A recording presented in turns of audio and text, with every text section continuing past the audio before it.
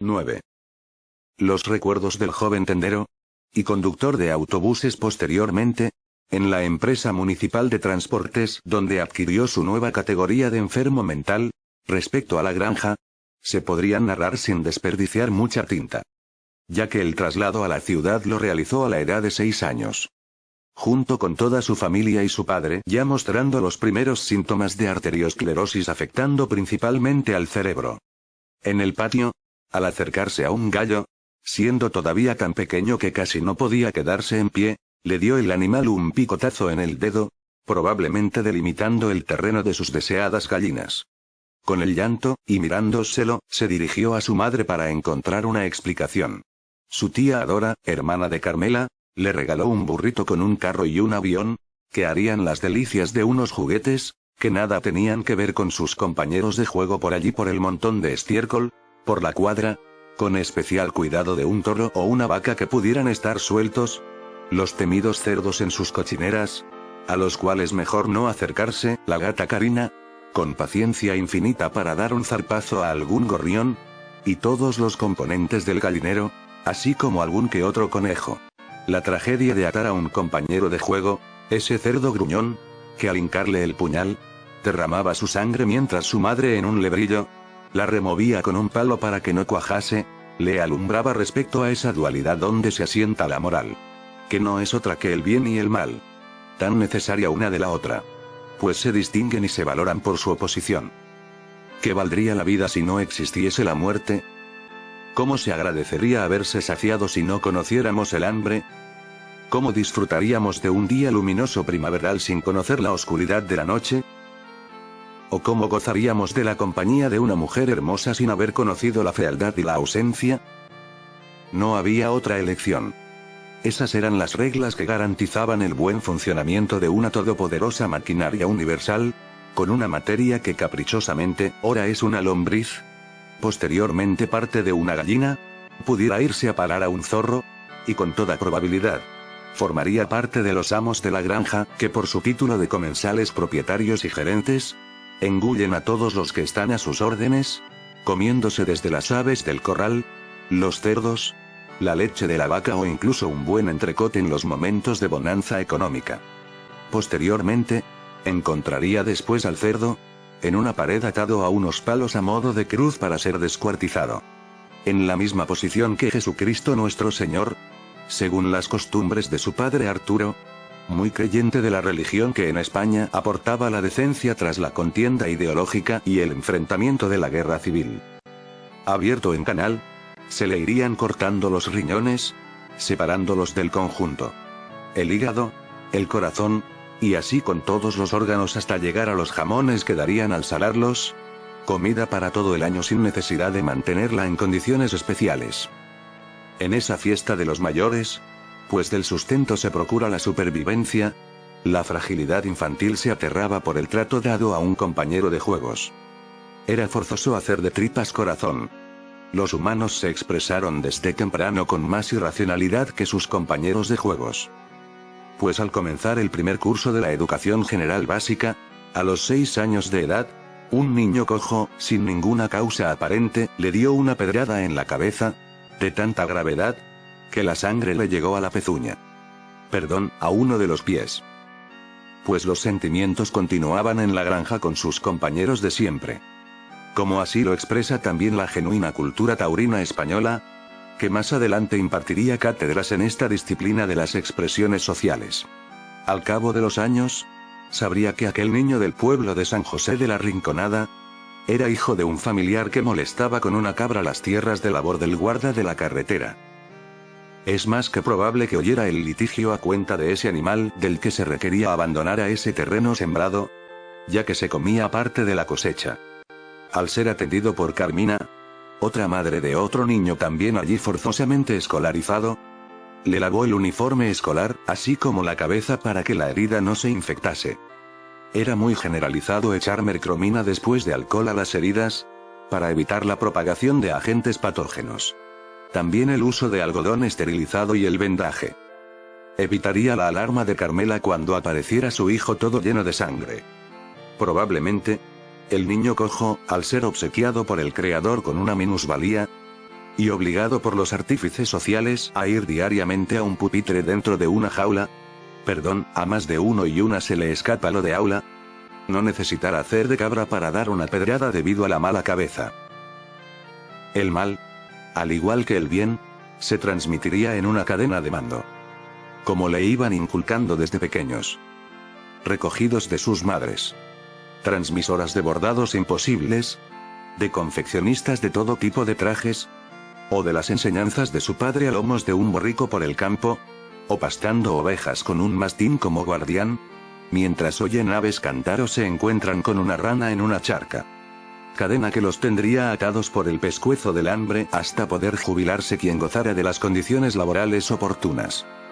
Pero durante todo ese período en la granja, pues el segundo curso de educación se hizo ya en Sevilla, hubo una escapada que permitió acomodar a toda la familia al ocio, que posteriormente se demandaría por sindicatos profesionales, y por unas condiciones de vida que permitieran el tiempo libre. Jaime entró pretendiendo a la mayor de las hijas. María del Carmen era muy garbosa según su madre, que siempre hacía hincapié en ese adjetivo. Para compensar la belleza de virtudes, más en línea de esa delgadez que posteriormente la esclavizaría a todo tipo de dietas de adelgazamiento. Así se comprende la urgencia de la hermana comprometida en comprometerse de verdad, pues la rivalidad y el respeto nunca se llevaron bien. No obstante, el cuerpo más entrado en carnes, sobre todo en el trasero, haría que su pretendiente se pegara como una lapa a esa blancura lozana de una mocita campesina, a medio camino de urbanizarse, para codearse con su novio en la compostura tan de moda que se imponía en España tras acercarse la mítica libertad cuando falleciera el dictador. Esto es, el brazo echado por encima del hombro, para desquiciar al padre, comprobando, tristemente, que su primera hija se le iba con un medio hippie que venía de la ciudad. De donde surgían toda clase de desenfrenos para la bien atada sociedad española. Esa que los hizo trabajar tan duro. Le voy a dar un guantazo a ese niñato. Comentaba Arturo, al ver a su hija entregada en propiedad al que ya hacía gala de noviazgo público. Pues en esa ligazón corporal, besos incluidos con más o menos recato, incluso en la boca, al pasear por cualquier lugar, nadie podía dudar que eran tiempos de libertad, y al mismo tiempo, su chica le pertenecía a él, y únicamente a él. Nuevamente, la sociedad española no encontró un camino distinto al ancestral de pertenencia, celos y lucha entre unos y otros. Pero Arturo, hombre, no seas anticuado. Le decía Carmela, su esposa.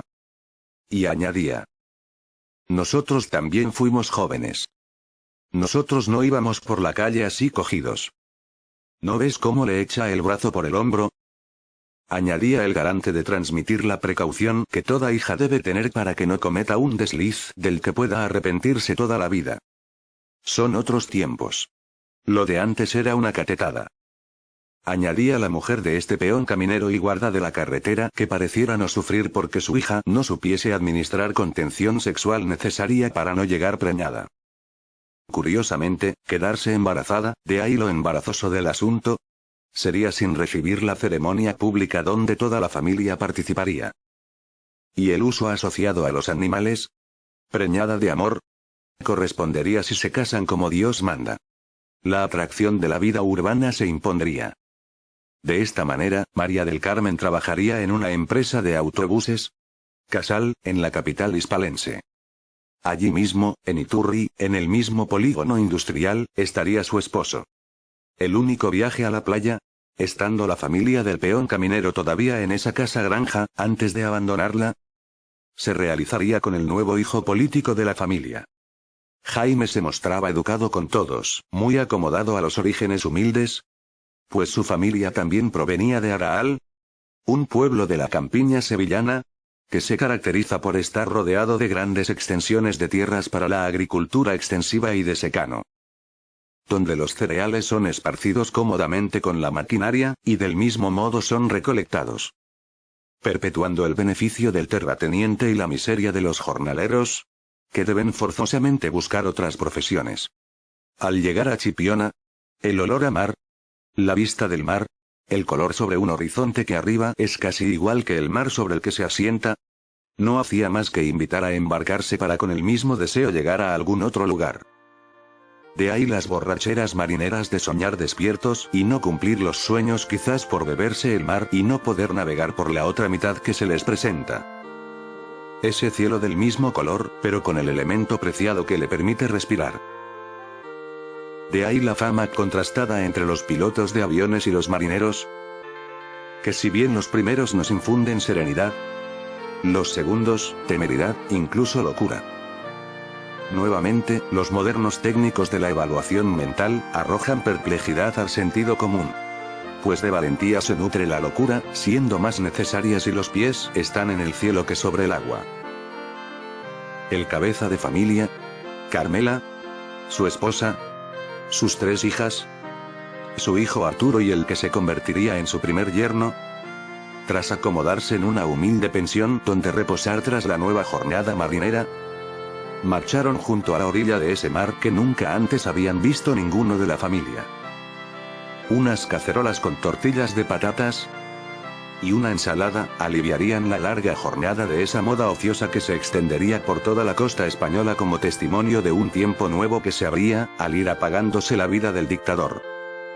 La nueva dictadura se servía con traje de baño y escote, haciendo las delicias de los que, reprimidos, habían vivido con unas costumbres tan aburridas como una única mujer para toda la vida. Ellas, por el contrario, se mostraban, a este respecto, más encantadas de la libertad que proporciona poder conjuntar faldas con un vuelo más sugerente. O blusas con el botón bien posicionado y con una relevancia sin igual, o incluso hombreras en las chaquetas, cuando la reivindicación feminista adquirió el ardor necesario en los platos de la nueva sociedad, que se despachaban por unos cocineros foráneos. Los españoles, queriendo modernizarse, se comerían todas las novedades traídas de fuera. Incluso el típico plato de comida estadounidense. Esas hamburguesas que se servirían con patatas fritas, mostaza y una salsa agridulce de tomate, servidas al estilo de vida que se impondría. Cambiar el reposo, el sosiego, por un ritmo agitado e incluso de desenfreno. El cine se encargaría de presentarnos que derrapar con un vehículo, circulando a gran velocidad por cualquier calle de cualquier ciudad. Y saltar por los aires, obedecía a las exigencias de la vida agitada. Estas carreras se repetirían hasta la saciedad en las películas estadounidenses, donde la prisa se sirve constantemente. Ese estilo de vida se inculcaría sobre todo en el terreno laboral como exigencia suprema de la realización personal. Es cierto que apoyado en una moral hipócrita, pues la riqueza y su acumulación no serían censuradas en ese modelo depredador que competía con derrotar la nueva sociedad socialista que la humanidad había logrado por primera vez en su historia. Después de todo un día sentados en las toallas, charlando, comiendo tortilla con arena, como se hace en la playa, conociéndose todos con el nuevo hijo político que había entrado en la familia, y dándose un remojo en esa agua salada que nunca anteriormente la habían visto ni sentido, se fueron a la pensión para ducharse y certificar, tras mirarse en el espejo, que la piel se había enrojecido.